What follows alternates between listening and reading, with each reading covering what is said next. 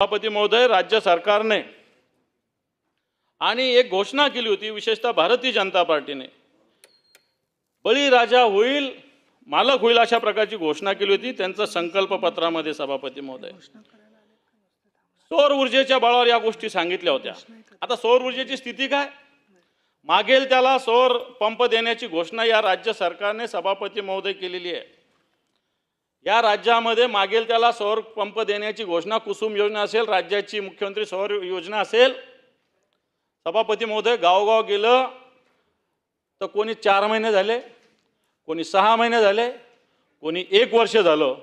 या सगळ्या सौर ऊर्जेसाठी कोणी 3 HPचेला 22,000, 5 HPचेला 33,000, 7 HPचेला 44-42,000 अशा पद्धतीनं रक्कम सभापती महोदय भरावी लागते. आजच्या घडीला 3,31,000 अर्ज या राज्य सरकारकडे. 3,31,000, 3,31,000 अर्ज आहे. यातल्या 2,66,000 शेतकऱ्यांनी त्यांचा हिस्सा सुद्धा भरलेला आहे. आणि राज्य सरकारकडे शेतकऱ्याचे हे 944 कोटी रुपये जमा आहेत. कोणाचे 6 महिन्यांनी, कोणाचे 1 वर्षांनी 944 कोटी रुपये सौर कृषी पंपाचे राज्य सरकारकडे जमा आहे. खरं तर शेतकऱ्याच्या टाळूवरचं लोणी खाण्याचा हा प्रकार आहे सभापती महोदय. 940 कोटी साधी रक्कम नाही आहे. शेतकऱ्यांनी सौर पंपासाठी भरलेली रक्कम आहे. आणि ज्याला सौर पंप घ्यायचा त्याला बाकी कनेक्शन पण मिळत नाही. त्याला सौर पंप आता घ्यायचा जे त्याला लावावाच लागणार आहे. परंतु 944 कोटी रुपये घेऊनही मला वाटत नाही येणाऱ्या काळात या शेतकऱ्यांना सौर पंप मिळेल. कारण अतुल सावे आमच्या इथलेच मंत्री, माझी त्यांच्याविषयी चर्चा होत असते. आत्ताशिक माझ्या माहितीप्रमाणे 1,50,000 पंपाचं टेंडर निघालेलं आहे. आणि ते मंजूर झाल्यानंतर फक्त 1.5 लाख लोकांना मिळतील. याचा अर्थ उरलेले लोक आणखी त्याच्यासाठी पैसे भरतायत.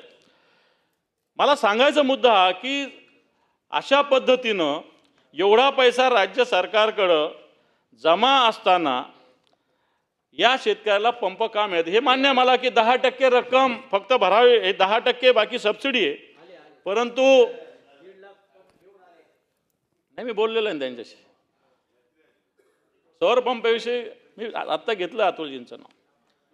आणि म्हणून नाही, असं नाही, जे काय ती चर्चा करायला काय प्रॉब्लेम आहे. त्यांनी सांगितलं किती आहे, काय किती पंपाचं टेंडर काढलं त्यांनी मला सांगितलेलं आहे. आणि म्हणून अशा पद्धतीनं जर 3,31,000 अर्ज असेल आणि राज्य सरकार जर या शेतकऱ्यांचा पैसा अशा पद्धतीनं ठेवत असेल तर मला असं वाटतं याच्यामध्ये ज्या कंपन्या आहे याची सुद्धा कार्यक्षमता तपासण्याची आवश्यकता आहे. काही ठिकाणी ज्या शेतकऱ्यांना शेती पंप मिळतो, खऱ्या अर्थानं याच्यामध्ये असं लिहिलेलं आहे की हा पंप शेतामध्ये जाऊन इन्स्टॉल करावा. पण अतुलजी, काही कंपन्या तालुक्याच्या ठिकाणी जातात, शेतकऱ्याला म्हणतात गाडी घेऊन या, पंप घेऊन जा, आम्ही 4 दिवसांनी येतो, खड्डे खोदून ठेवा, सिमेंट आणून ठेवा, मग आम्ही लावतो.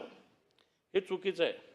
पूर्णपणे इन्स्टॉलेशन या कंपनीनं केलं पाहिजे. मला वाटतं सगळं त्या टेंडरमध्ये समाविष्ट आहे. परंतु बऱ्याच कंपन्या अशा पद्धतीनं या सौर ऊर्जेच्या पंप लावताना अशा पद्धतीनं भ्रष्टाचार करतात. सभापती महोदय, मी शेती पंपाचा मुद्दा मांडलेला आहे.